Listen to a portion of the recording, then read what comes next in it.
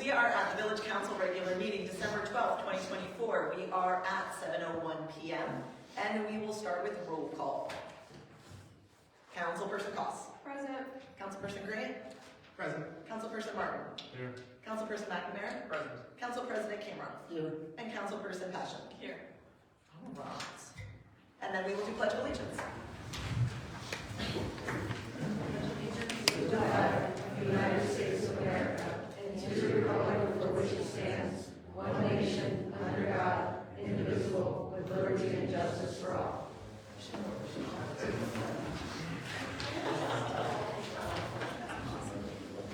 I just realized that.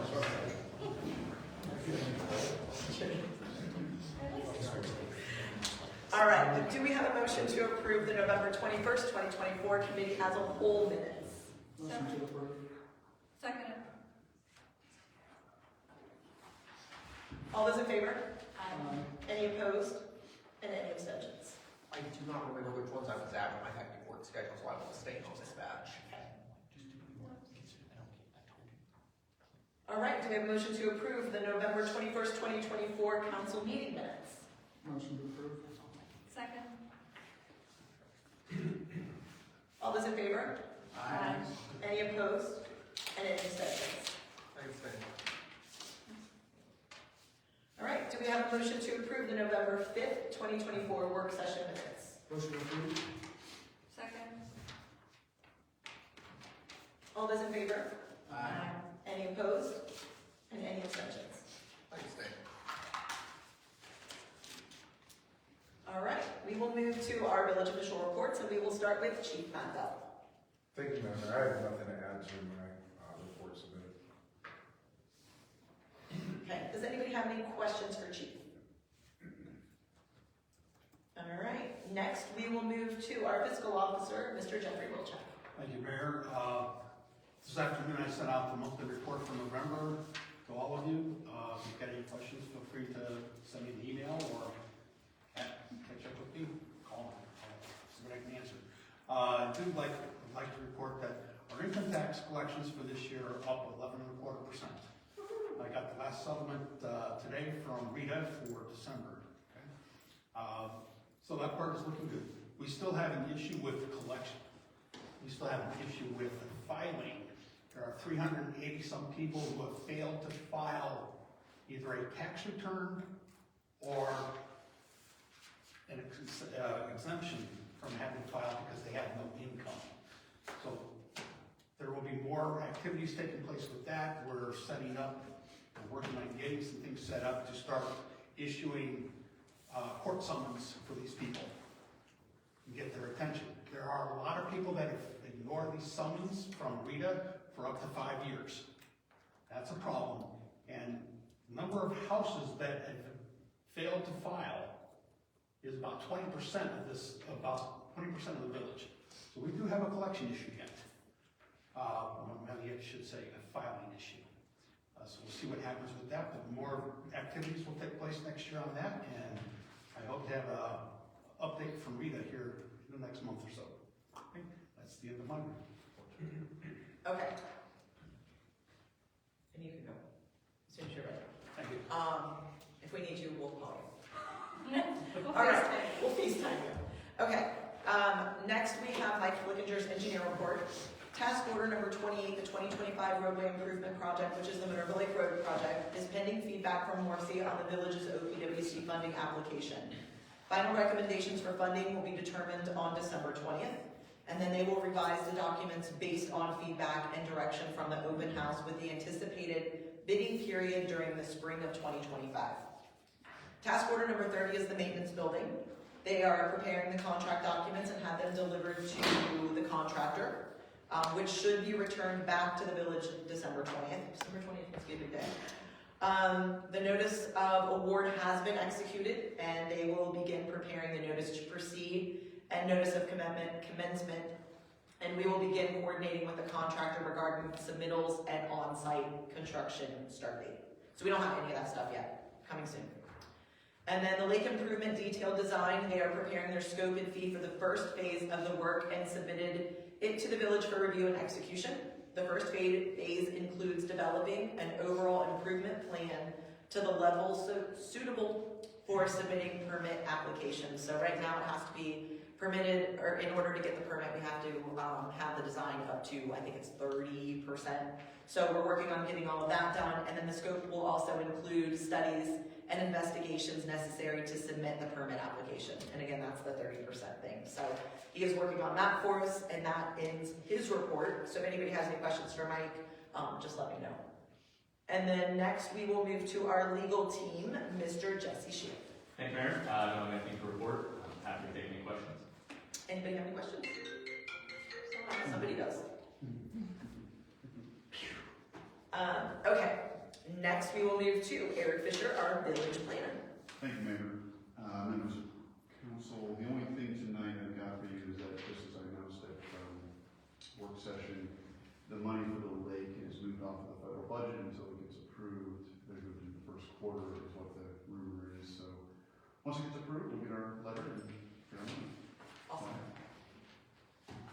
All right, zoning officer report should be in the packet, so if anybody has any questions, feel free to reach out to Mr. Canty. Can I say something real quick? Go for it. I find the information really out of context. I don't know that it really tells us anything. How do we know when something has been fixed? How do we know when someone's getting their 90th notice? Is there any way of adding maybe a little more context around it to see how effective the notices are being? Because again, just, random people say, oh, well, nothing's ever done. They get notices and then nothing ever happens. And I'm like, I don't know that that's true.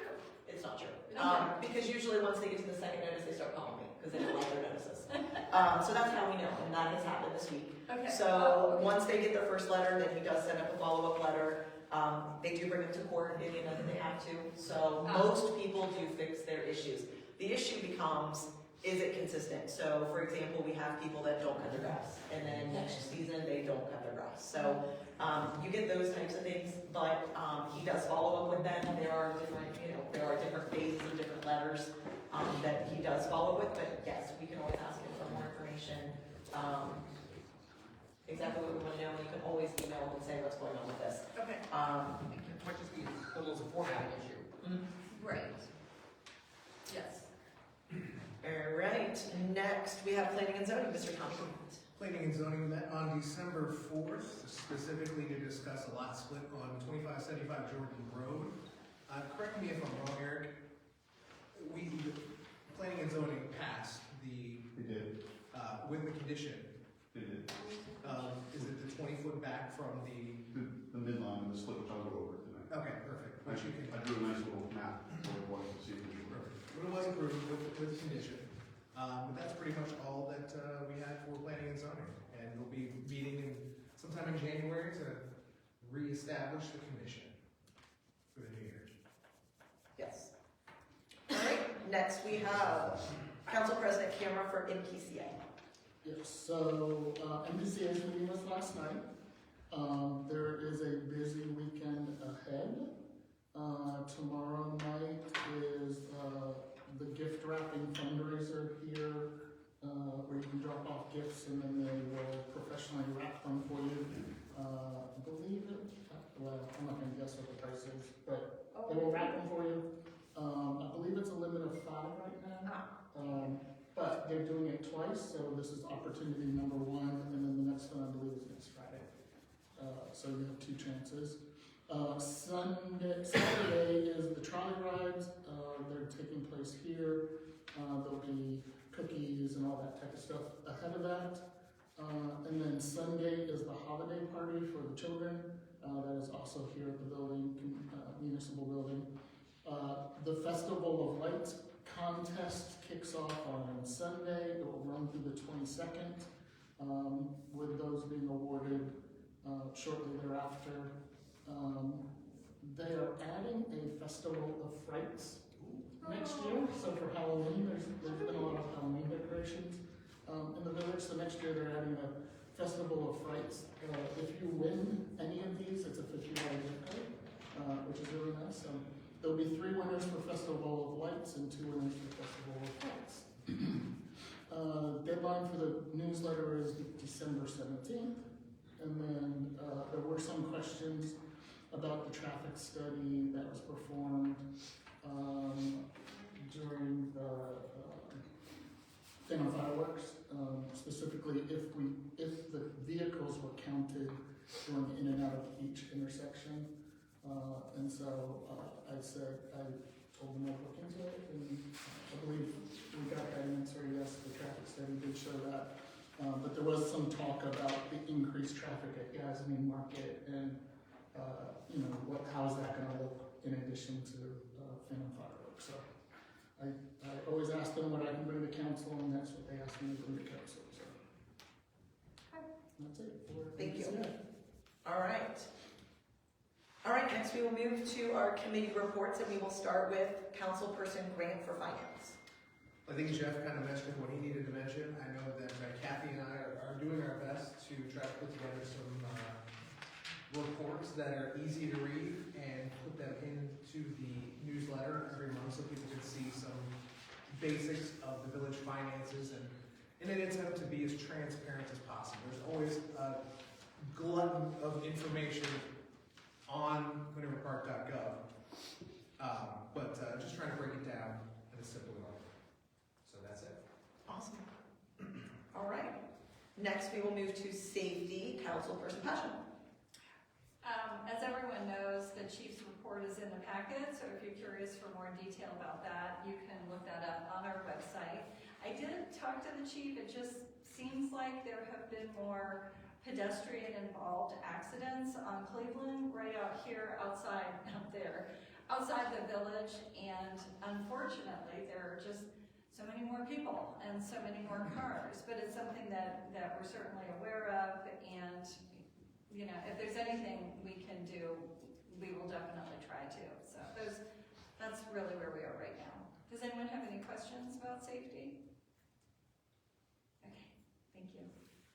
Okay, and next we will move to legislation. Councilperson McNamara. Thank you, Madam Mayor. So, as we've been discussing for the last about month, we have quite a number of resolutions and ordinances to approve tonight, focusing mostly on the housekeeping of the village, wages, some moving money to different funds, establishing pool fees, rules of council, some engineering contracts, pretty much the last big batch of the year, so we can start out the year 2025 on a pretty clean legislative slate. So there are much more in-depth descriptions throughout the meeting for the last month or so. I'll pull them all off the top of my head at the moment. Perfect. All right, we will move to my mayor's report. I'm going to make this short and sweet. I just want to say thank you to all of council again for a great year. I know we've had our little ups and downs and a little stress here and there, but this isn't for everybody. And I know it's tough sometimes to come up here and do the things that you guys do. And unless you've sat up here before, you don't know how difficult it can be. So I just want to thank all of you guys for your time. I know you guys get paid a lot of money to sit up here, so I really do appreciate all of that. Public service in its own right. Exactly. Again, I just want to say thank you.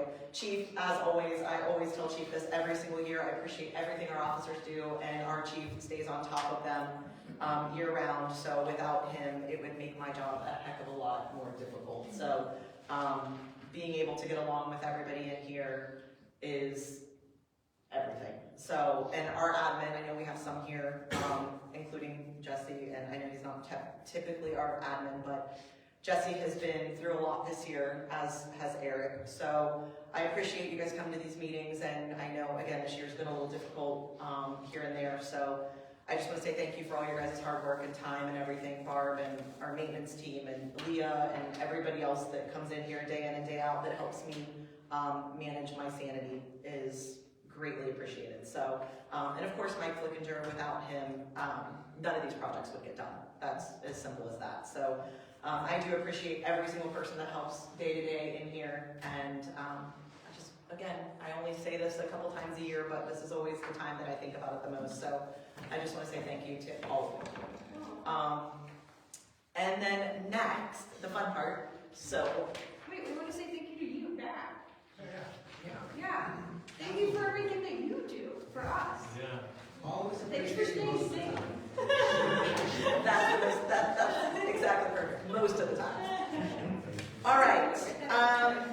Okay. I'm gonna say this. I can't even read half of these on here. Come on, guys. Did you put my name on Can you spell it for me? Did you not even sign it? Don't put it on there, you can't even sign it. Hey, he has not caused me grief in 3 months, so I'm not on here. I'm getting used to that. I sign in to speak. Why do we have to do your paperwork again, Tony? We talked about this. Okay, so I'm gonna go with, number 2 on here, if you can help me. Mr. or Mrs. Bell?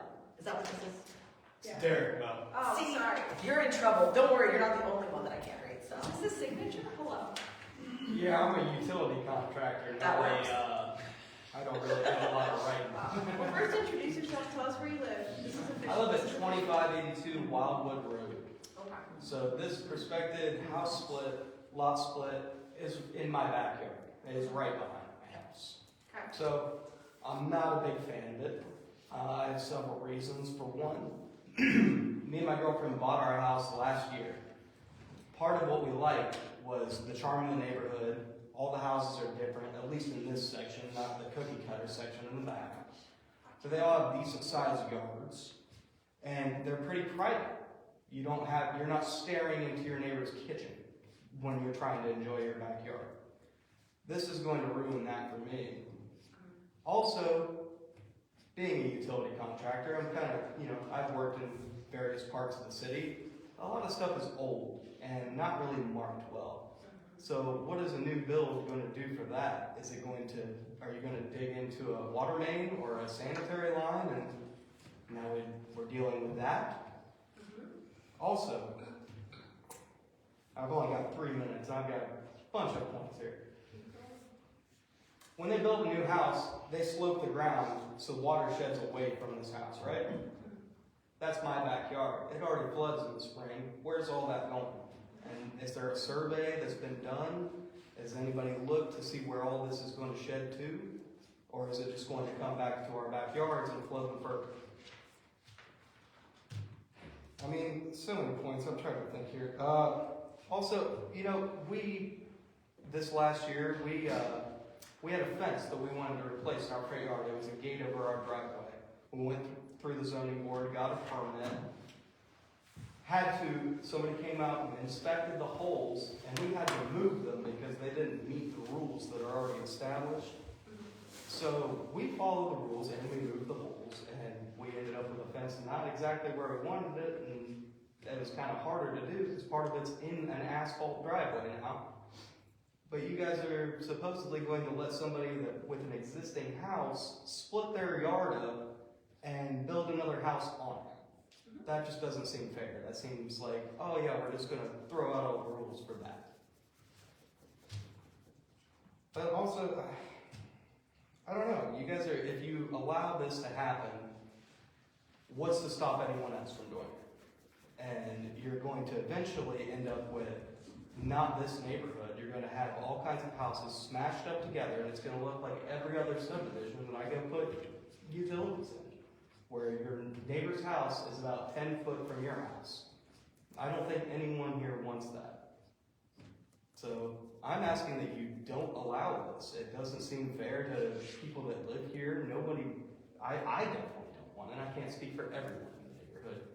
But it's going to be an eyesore. It's going to kind of ruin our backyard. There's also a nice wooded strip along the power line easement where deer and all kinds of other things live. What's going to happen to them? But I just really don't want this to be in my backyard. That's not, and if and when we do decide to sell our house, I feel like another house smashed right up against the backyard is going to kind of take away from the appeal of it. The 3 minutes are up, thank you. All right.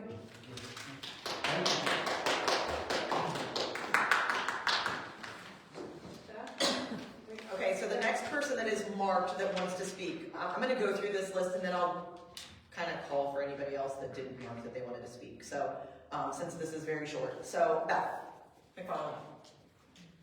Wait, should we be fair? Mr. or Mrs. McFarland? But we can read breath on this one. Sorry. Didn't know I had to put down my, what is it?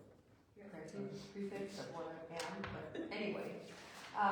So my name is Beth McFarland. I live at 2604 Wildwood Road, and my property is also adjacent to 2575 Jordan Road. And I have the same concerns as Derek about drainage.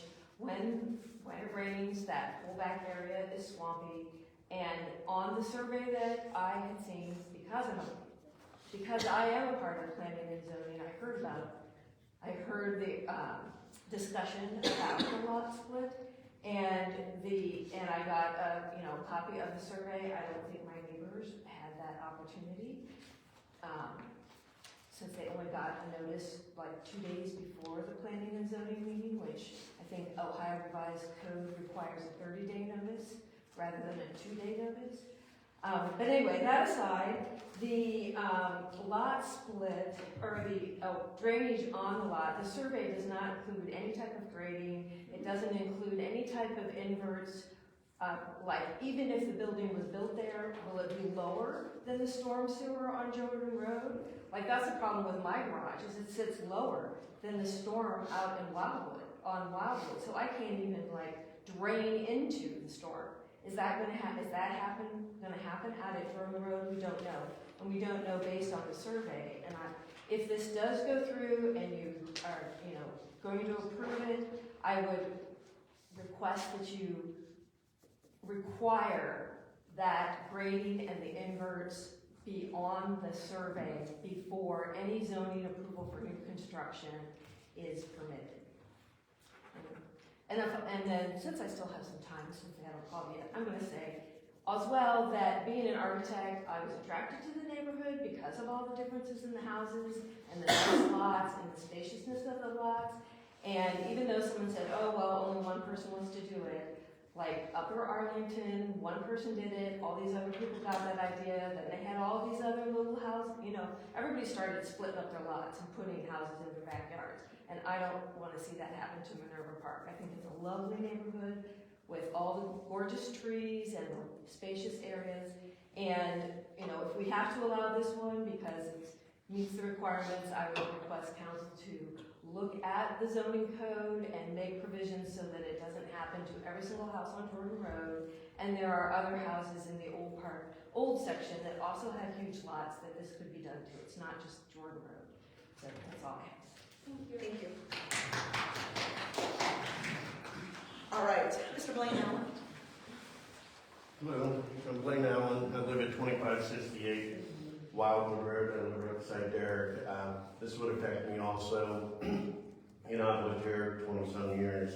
I think that this would start a precedence for all the houses on Jordan Road. I have a huge lot myself.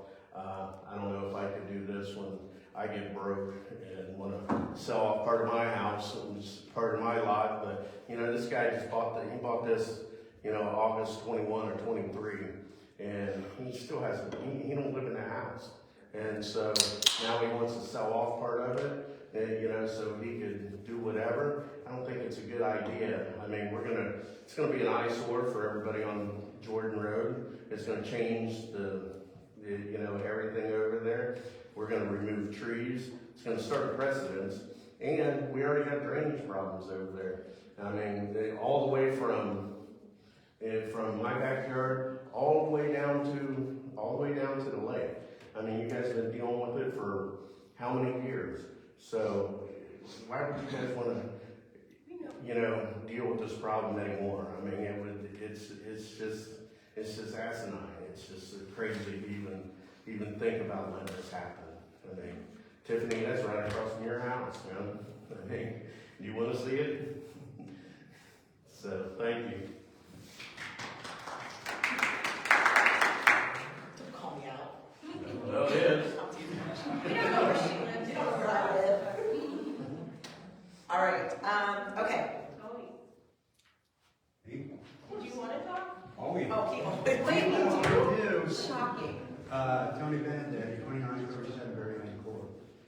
Just like everyone here has talked about with drainage, I find it, interesting that this hasn't been brought up before, because the mayor and I were on, council when this was a major issue. We were trying to figure out how to eliminate the stormwater that goes down behind the houses on Wildwood and Jordan Road. Our planning and zoning chairman, I think it's Brady's house, that he had to put in French drains and sump pumps that still, from what I understand, don't completely fix the problem.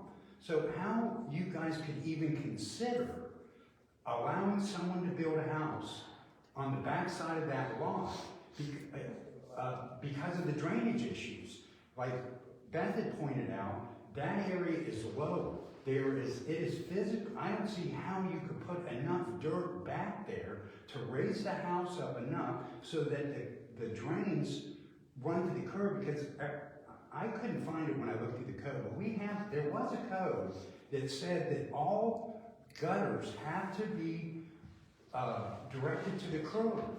You know, so it's almost impossible for that to ever happen at that house if you put it in the back. I mean, splitting the lot isn't the problem. It's building a house that collects all that water and then ends up dumping it off into a swale that has been a problem for years now. And you know, the issue that you guys don't think about very much when it comes to building stuff in the village is how it affects the people that have been living there for years. Like we talked about filling the North Lake, but you know, those people right there bought a house with a lake on it, so you should never consider doing that. And then you're getting ready to build a huge, in my opinion, a large maintenance building back in a residential neighborhood that, you know, that people are going to have to look at this pole barn that used to be in the green space plan, an orchard. You know, it wasn't going to be a big pole barn in people's backyard that they're going to see. And, you know, the area behind Blaine and this house is, if you look on Google Earth down at that, it's like a forested area that runs almost most of the way down Jordan Road in between or down to Park Lane. So, you know, putting a house there and cutting down those trees is going to impact the appearance of these people's property. Like he had said, he just bought the thing because of the not being able to see his neighbors' houses. So again, I'm not sure.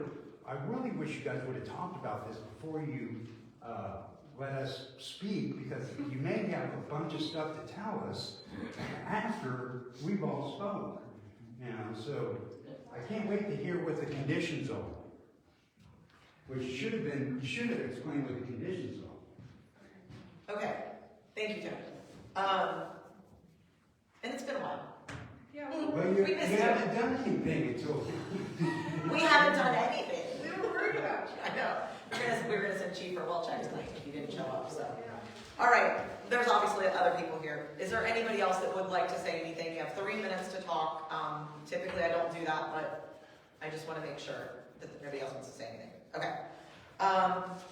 Usually we have way more. Hi, guys. Citizen comments is gonna come to a close then. Next on our list is we do have the lot split 2575 Jordan Road. I'm gonna turn it over to Eric to start with. We did discuss this for a couple seconds before this meeting because this is the first that this is the first that they've actually had it. They've only had this in their presence, 24 hours-ish, maybe. So yes, it went to planning and zoning, but it just came to them in their packet in the last 24 hours. When will you vote on it? So we don't know yet, so hold that thought. So let me turn it over to you. Thank you, Mayor. And let me say this, it could be tonight, it could be requested that they get more time. So that's what you missed earlier. So and then let's let him talk, and then we will let these guys talk, and then we will bring Jesse into it to ask a couple questions.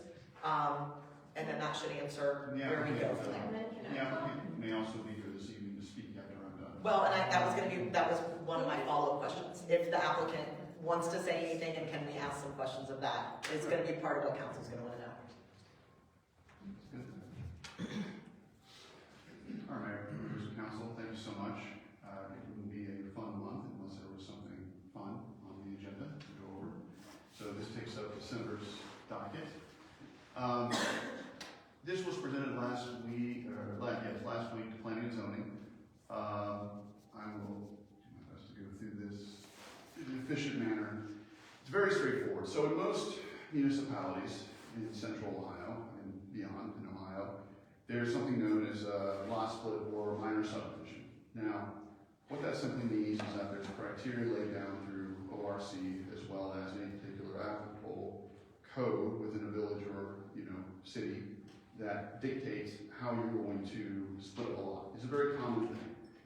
In my 8+ years here in Minerva Park, this is the first and only time that I've come across this. This is a small village, and as such, this does not happen all that too often, as evidenced by tonight's meeting. Most of the lots in Minerva Park are not big enough to split anything, and they wouldn't meet criteria. So typically speaking, you have to meet the existing zoning code when you create a new lot within that particular zoning district. All right, in this case, this is within the village, this is the R3 district, and therefore is the ones with the largest lots. And so there is the opportunity, if you can meet the development standards, to be able to split the lot. In most cases, within the within the state of Ohio, again, this is handled administratively because this comes up fairly uncommon. And so it would never appear before a council or a P&Z. It's just something that goes in front of them, the staff, they administer it, and it moves on based on what the code says. In this case, if we have no codes, it's such a rare thing, we get the pleasure of seeing this review. And then, we'll get to Jesse, and I think most of you received an email already on it today, and then we'll let him speak to the legalities of it.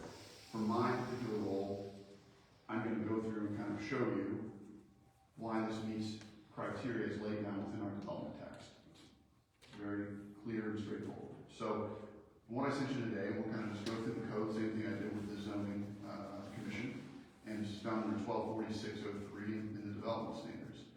The first thing is that each development unit, there shall be a lot area not less than 10,000 square feet, okay? And so the average net density, exclusive of public rights of way for an area to be platted into single-family lots, shall not exceed 3 dwelling units per acre. All right, the original lot maintains 17,000 plus square feet. The new lot is over 38,000 square feet, meets that particular criteria. All right, you can see how it's situated there on the map. Okay. There were 30 existing houses along Jordan Road in the R3 district. There would be 31 houses with the addition of another house that we built on the new lot. It can't be anything but a single-family home under the zoning. So it has to go through permitting just like we do with any other existing lot within the village. And we'll get to some of those details in a minute. But with 28.4 acres, which excludes the right-of-way, you have a density of 1.09 dwelling units per acre for this particular zoning district. That falls well below the 3 units per acre. All right. Next, for all permitted use and conditional uses, the lot area shall be adequate to meet sanitary requirements of the County Board of Health, which should not be less than prescribed for such use. Again, when this was probably put into place, people were not, sanitary sewer lines may not have been available, and so the code was written in a way to allow for a leach field, which is not necessary now. Sanitary sewer is available from the street, and that will be required by once the permit is submitted. So it meets that criteria. Only one principal use shall be permitted on a lot, and such lot shall not be covered more than 30% by structure. The original lot still meets this requirement. New house, you have to be permitted, but as I noted here, with 38,000 plus square feet, it could be 11,000 square foot footprint, which would be ridiculously big. Not necessary. I've got a graphic to show you where it's a little bit more reasonable. So it meets that requirement. Lot width. For a dwelling, there shall be a lot width of 80 feet or more at the front line of the dwelling, and such lot shall have access to and abut on a public right-of-way for a distance of 50 feet or more. Now, this is very important. I'll get back to this on a different part of my discussion here, because 50 feet or more, people talk about what if everybody wants to do this. That's actually a very hard criteria to meet for the rest of these lots. Can be met maybe in one other case, and I'll talk about that when I get to it. But for this particular lot at this time, it meets it, and I'll show you real quick how it meets it. They've demonstrated right here at the right-of-way, they've got 63.5 feet. That meets the minimum requirement of 50 feet right at the right-of-way. The original lot still meets it with 100 feet of frontage. Right? Next. Back to where I was. New house, I would say, sorry, 1 second.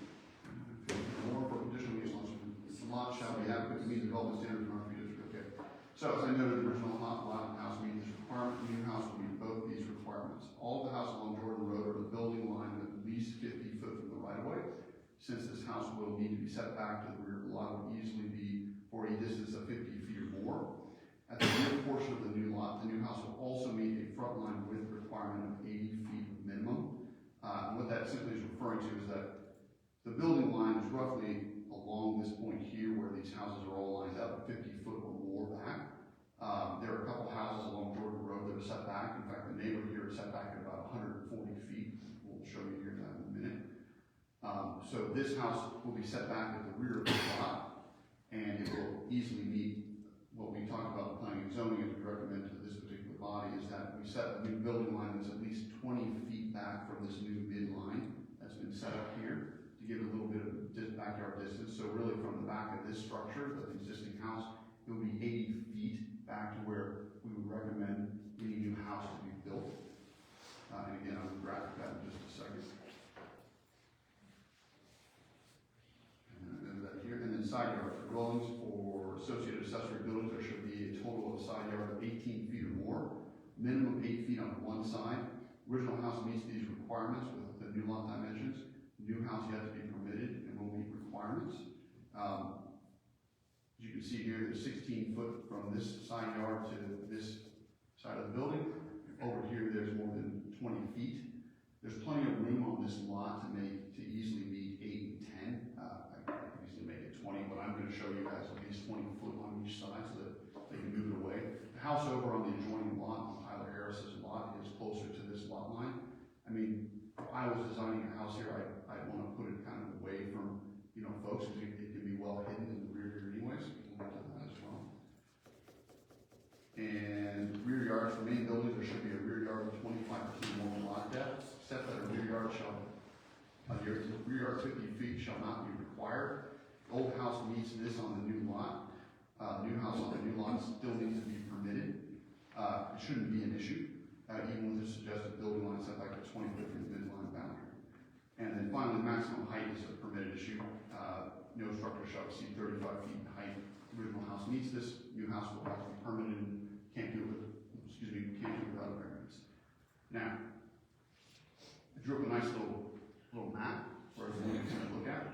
I drew a kind of a house footprint that's about 2,600-ish square feet, which would be fairly reasonable in this sense. The yellow dotted line is going to show all the setbacks. The neighbor's house here again is set 140 feet back. This house here, you've got 60 foot from this point down, and then an additional 20 foot added, so you've got a total of 80 feet from the rear of the existing house to where this we would suggest the building line to be. You can see that there's a nice box, and again, each side of the yard I've set at least 20 feet from the property line, and this bottom part where the rear line is 50 feet back. And I think it's kind of telling. You can see in the the map, and this is from 2023 aerial, you can see that there's a fairly thick forested area here that prevents any sight line from this side. And again, there's a decent amount of trees here. This house also, depending on where this is set, this is kind of the flattest area, so I'm just going to set it back here where it's open, where the least amount of trees would be, impacted. You can put it back here, and again, from this distance, you've also got significant 50, another 40 feet, 90, and you've got at least 60, 70 feet from these houses back here. And that's a fairly significant distance from any particular houses surrounding the property. In this sense, the house can be built back here without a lot of visual impact from the surrounding neighbors. I think that's fairly clear from what we can show, just from a conceptual site plan with the approximate location of the setbacks from any particular line. And it's not going to be sightly or impactful from any particular angle. And I think you can kind of see this too. It helps to have the neighbors, I don't know, some of you are neighbors here and drive by, but it helps to see that this is a 140-foot setback. If you, again, stick it back another 50, 60 feet, it gets harder and harder to see from the street. I think I've got a good graphic here. Oh, yeah. So here's the house as it stands today. When we go over a little bit from Google, this is the neighbor's house, Harris's house, 140 foot back. So you kind of get an idea of that.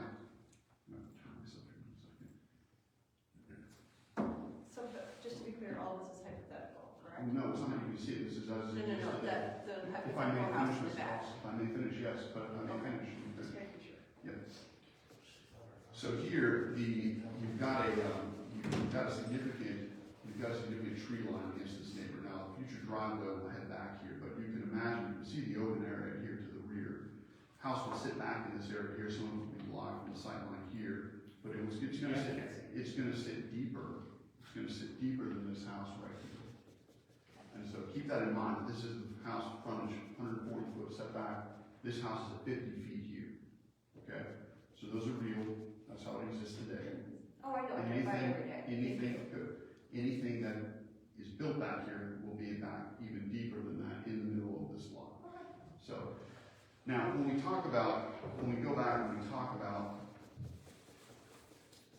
you know, can other people do this? Because I know that I hear the concern, and like, oh, we don't want to set precedent first. When we do lot splits, it's not a precedent issue, it's an allowance by Ohio Revised Code and or the city. Doesn't meet the dimensions. Right. Does it meet the dimensions? It's straightforward, yes or no. Does it meet the development requirements? The answer here is demonstrated is yes, right?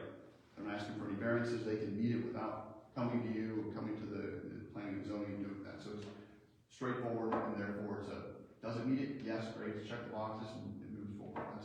That's the law at the end of the day, and that's the reason that this is really an administrative function in virtually every other city and village here within this, counties even within the state of Ohio. And that is what it is right there. In this particular case, given that there are concerns about drainage, those come up more on the permitting side. Tony is actually correct. There is a section in the code, a small line that says, you shall conduct everything to the street. That's something that has to be met. That's something that has to be met during permitting. Quite frankly, when you add an impervious structure like roofs and stuff like that, we should require that.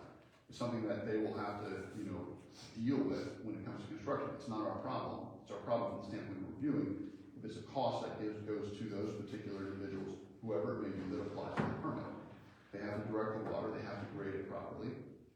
It's one of those things that we run into with construction, and we've seen it before with other lots that have sat fallow for a long period of time within the village. Someone builds a house, next thing you know, someone's screaming because water's coming out of their lot. Well, for many, many years, what may have happened is that people may have poured the water into that lot, there may be a sunken area, and now all of a sudden there's no longer a sunken area. So the water is now flowing from lot to lot the way it should have been, and now there's a problem. That may or may not occur.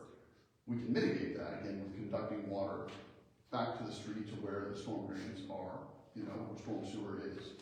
When this village was constructed back in the day, one of the problems is, of course, as we all know, as Tony spoke to and other people have spoken to, there wasn't, like in the new neighborhood, there wasn't anything rear storm sewer construction where they can take water away, which is best practices, and that's how we should construct a subdivision today. That didn't exist then. So we have opportunities when we have new construction to mitigate those effects, with modern standards, and that's what we would want to see happen here. Should a house ever be constructed on the rear of the lot in that location, we want to mitigate water issues. But it is not something that precludes someone from splitting a lot. It is not in Ohio Revised Code. Thou shalt not approve if it, causes drainage issues. That's something that's again, as we this cost referred to as hypothetical, we can mitigate that during permitting. So, and that's something that comes up at that particular time. Where is the house located? How are you conducting the water back to the street? How are you situating yourself? Are you affecting any other trees? Our recommendation would be to leave as many trees as they can, because the trees help alleviate a lot of, water issues. They absorb that stuff. That's all part of the cycle of water. So, it all kind of comes back to, is everything approvable? Yes. Does it meet all the requirements? Yes. We've gone through the analysis to show you that, and I will simply state that, it's come up in this slide before, as we look at longer-term economic development budgets, how do we, get more income? How do we improve people's property values? This is one of those items that occurs. This is a fact of the matter is that you add a household, you add more income tax to the coffers, and you add a house that also improves the values of the houses around it. Everything increases. How does it improve the values of the houses around it? Whenever you put a house into the middle of something like this, and if you build a house of modern construction that gets re-audited, you have the higher property value, which spreads across everything. That's absolutely how that works. I put in a house that. So regardless, my job is to point out all the facts of the issue. what occurs. That's one of the things that occurs, and you add another resident, you have to pay for the services. Okay. So these are all the things that handle, and at this point, I have nothing else to answer the questions, and So just to be clear, the structure that you presented us today on this PowerPoint is hypothetical based on what? you mean hypothetical based on what? So that like for illustrative purposes, like that, whatever that shape is, what is that like? That is a proposed footprint for houses, 2,600 square feet. That can fit within the key issue here. Remember that this is the box. If it's approved, this is the box. I don't know why you call it hypothetical. Go ahead. It is to show, I think, Illustrative. it's right? illustrative to show that a house can sit back there and meet all setback requirements. Got Which, Okay. frankly, I just want to table set, there is no house plan before us tonight. Correct. And that, I just want to, this is illustrative to show that if you were to approve the lot split, a house could meet setback requirements of R3. But at any point, they can take You their can't materials. speak to the thing. Can't speak to the thing, Glenn. Yeah, Can't speak. yeah, Okay. only council can ask questions, we speak, yeah. So at this point, I'm gonna ask council, and you guys can also tell me to hush at any point in time, so, but my question is, do you want to ask if the applicant wants to talk, or do you guys wanna talk about it first? I'm just trying to get the process here. Well, I want more information, I think. Yeah, I think, well, Jesse, did you say what you need to do? I said, if you have any questions, I generally, you got my email, it's about, can it meet the development requirements? Yes, if the applicant's here, I'd say, and they want to speak, I'd love to hear what they have to say. And are we allowed to ask them questions as well? Sure, yeah, Or it is, is it they're first an round? applicant, essentially. Yes, they can come to the podium and you can ask a question. Okay, Do you guys wanna? does anybody want to talk? Council has a couple questions, and I Come to the believe. podium if you want to speak. Hello everybody. Hi. My name is Sa'ad Hashim. I am the father to my son, my daughter. I buy this house, I think before a year and a half. When I buy it, everything is this one. It's like, sorry for that, like I try to remodel it and I spend the money to decide to let my daughter to live there because she wants to marry. And this my decision when I want to build this lot. Me and my wife we want to be beside her. So this is only just when I want to talk about. Sorry for that. My language not 100%. I speak English, but I can let my relator Omar accept on you everything. Hi, Omar.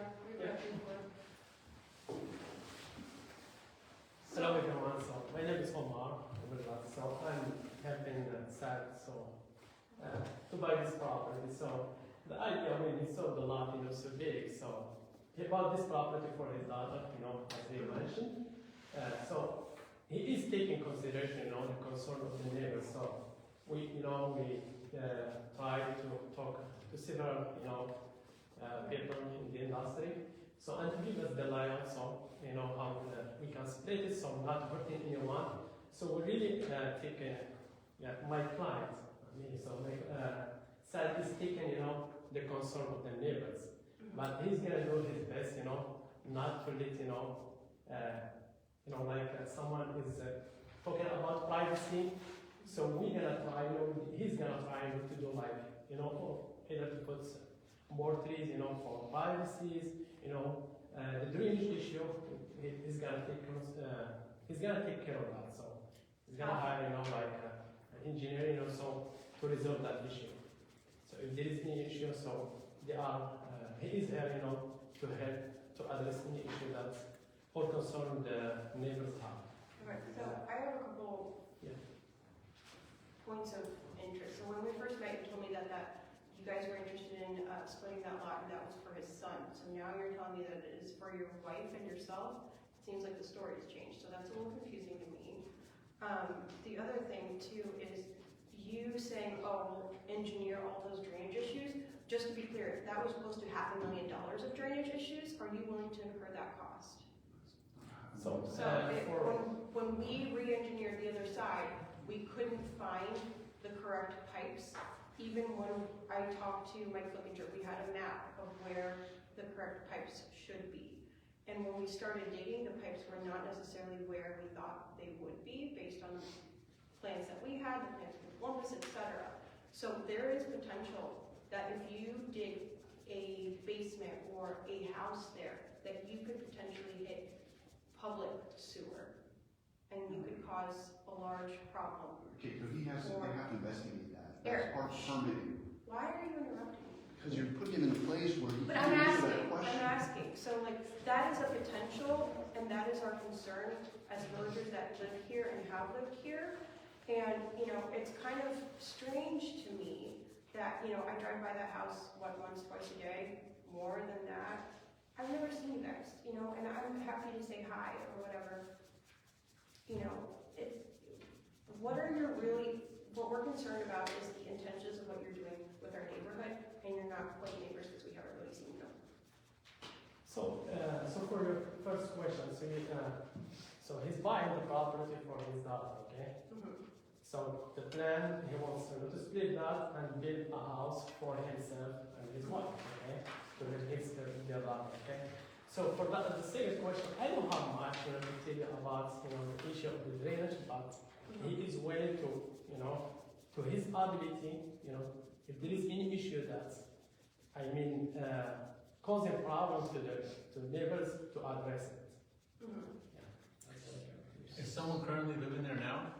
No, not yet. You know, they just finished. I think just finished the remodeling everything. So the house is ready. So I think she's moving because I think she went to start. No.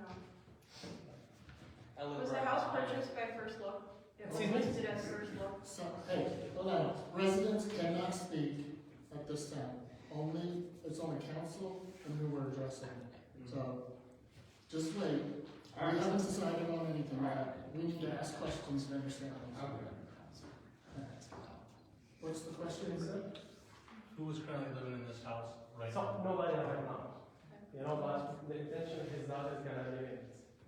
So the intention is the daughter gonna live in it? Yeah. And They where's bought the- it in her name, so yeah, because she's going through marriage. I don't know. I don't have that much, you know. I can tell you that. And can you please help me understand once again, what is the intention of splitting that lot? It's So split there's- because, because his daughter is gonna live in the house, okay? And he's building his dream house on that lot because he like, Okay. yeah, he wants to live on that lot. How big are you anticipating that house to be? So we're thinking like 2,500, 21 to 2,500. And you mentioned that it's gonna be a basement. Probably it's not gonna be the basement because due to the cost, it's gonna be on slab. That's the idea, you know. We're still, you know, talking to architect, you know, and engineer. So what we gotta do?